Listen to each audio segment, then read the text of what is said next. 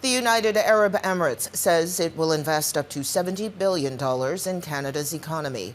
The news comes on the final day of the Prime Minister's visit to the Gulf state, with Mark Carney having been there for 2 days. And this morning, the PM and UAE leaders signed a framework investment agreement which will see the Emiratis put billions into Canada's critical minerals, ports, energy, and AI, although no timeline has been announced for that investment.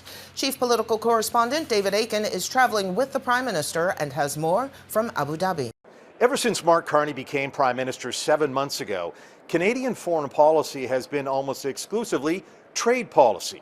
And Carney's time here in Abu Dhabi was a great example of that. It's been over 40 years since a Canadian Prime Minister has visited the United Arab Emirates. A lot has changed over that period of time. This is one of the wealthiest and one of the most dynamic economies in the world. And Carney has completed 2 key initiatives on this visit. First, work will start on a Canada-UAE Foreign Investor Protection Agreement. This will unlock tens of billions of dollars in investment between our 2 countries. Second, the 2 countries will work on a comprehensive economic partnership agreement.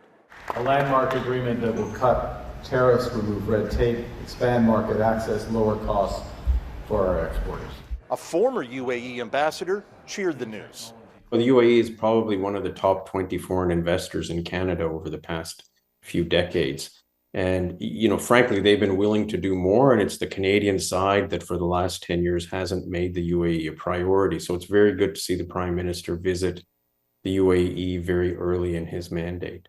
The Prime Minister now turns his attention to the G20 summit in Johannesburg, South Africa, where, no surprise, Carney will be looking once again for more opportunities to diversify Canada's trading relationships.